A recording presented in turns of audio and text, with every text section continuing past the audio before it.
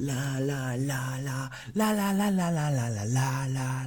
Bienvenue dans une nouvelle vidéo, comment allez-vous? J'espère que vous allez tous bien, que vous êtes tous en forme. Moi je vais très très bien parce que je suis extrêmement content qu'on a eu un superbe match hier soir. Donc Inter contre Rapid Vienne, 4-0 pour l'Inter, que je dois dire... Ouais, on a vu des choses pas mal, ouais. Donc très très très content de cette prestation de l'Inter, bien sûr, beaucoup de choses qu'on a regardées.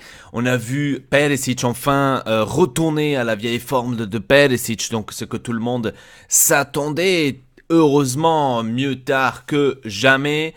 Et donc, ouais, je suis très content parce que enfin, on voit une équipe qui joue ensemble. Enfin, on voit une équipe qui tient à gagner, etc., etc. Donc, on voit qu'ils ont on va dire, cette envie absolument de gagner. Et justement, ce que je vous disais, le problème dans cette équipe, c'est Mauro Icardi. Je vous l'avais dit depuis le début que je vous dis tout ça, que c'était lui le problème de tout ça. Personne.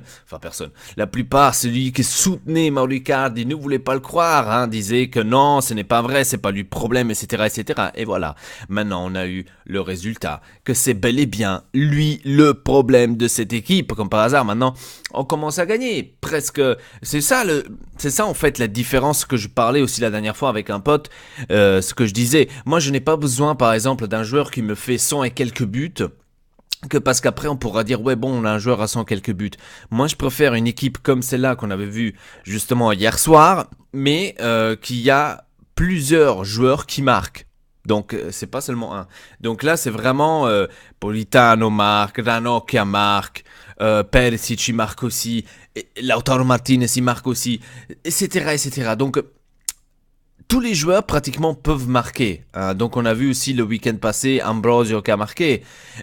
Donc vraiment tous les joueurs qui peuvent marquer. Il faut pas seulement compter sur un seul joueur. Et ça je pense que c'était un problème énorme qu'on avait, c'est que on pensait seulement à Icardi, en lui faire des passes, etc., etc. Donc ça c'était vraiment quelque chose que je n'ai pas tout trouvé, tu vois, assez bien.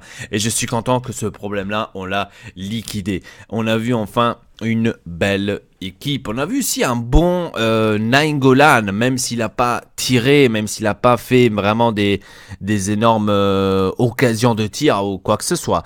Mais Nainggolan était toujours présent, donc Nainggolan il a toujours pris les ballons, il était toujours le premier, donc il récupérait beaucoup de ballons et il essayait de faire jouer beaucoup l'équipe. Donc de ça j'étais vraiment très très très content quand j'ai vu ça.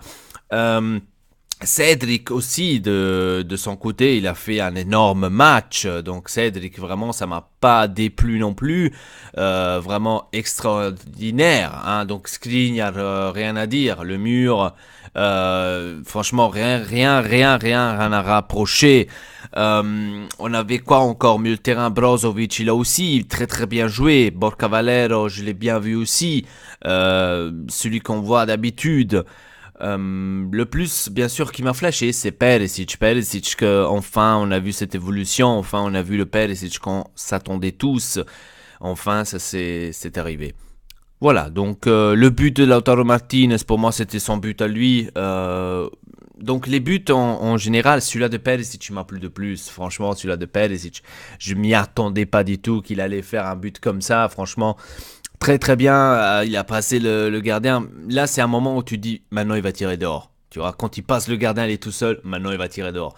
Et là, franchement, là tu dis, putain, là maintenant il va la rater. Et il n'a pas raté, c'était un très très beau but qu'il a fait.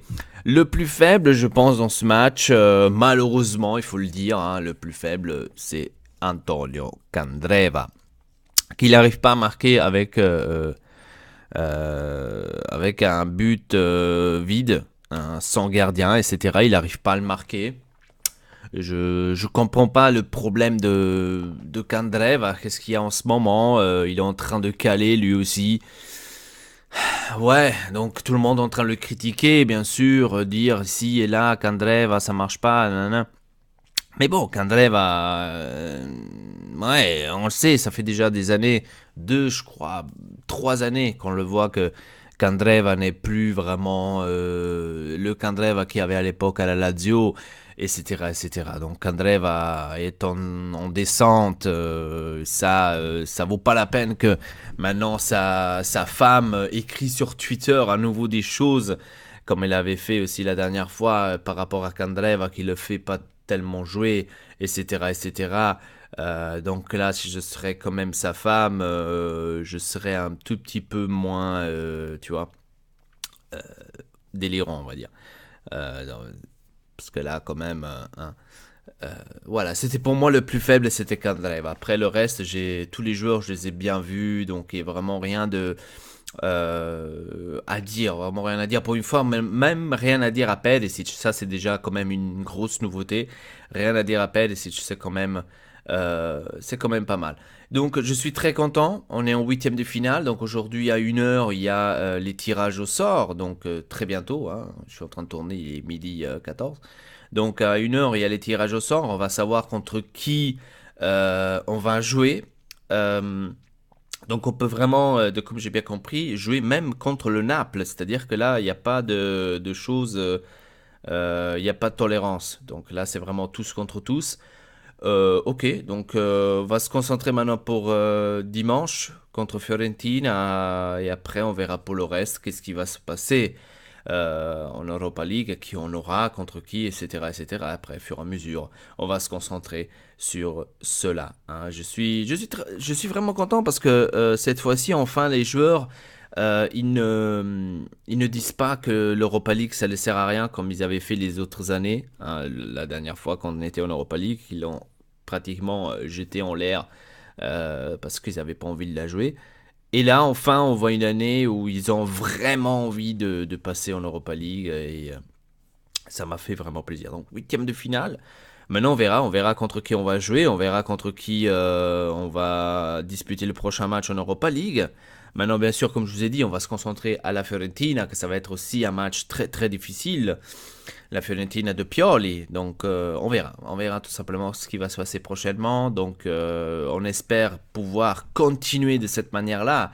Enfin, une équipe qui joue ensemble, enfin une équipe qui a une belle prestation sur le terrain, et c'est ça ce qu'on voulait voir depuis longtemps, et on espère pouvoir le voir plus souvent et beaucoup plus longtemps, jusqu'au moins fin de saison. Ça serait pas mal parce qu'on a quand même le Milan derrière qui court, et ça me fait un peu peur d'un côté parce que je me dis putain, on a quand même fait une belle première partie, une belle première saison, enfin une partie de la première, enfin une belle première partie de saison. On l'a fait quand même pas mal, hein. Le Milan, il était en train de, voilà, il n'a pas fait énormément de choses, ils ont même eu des problèmes de blessures ici et là, et quand même, si on regarde bien, et quand même, ils sont là. Ils sont à 4 points derrière, et voilà. Pourquoi? Parce que on a perdu des points inutilement, déjà pour commencer dans certains matchs où normalement on devrait les gagner, etc., qu'on n'a pas gagné. Donc ça nous a pénalisé, donc on le voit maintenant. Et en espérant que maintenant on va se rattraper, qu'on va reprendre le rythme des victoires et des bons jeux, en espérant qu'on continuera aussi comme ça en championnat. Voilà, sur ce je vous dis merci beaucoup de regarder cette vidéo, dites-moi dans les commentaires comment vous avez vu le match de hier soir Inter contre Rapid Vienne, et sur ce je vous dis merci, à très bientôt pour une nouvelle vidéo, votre Elpa, triple peace.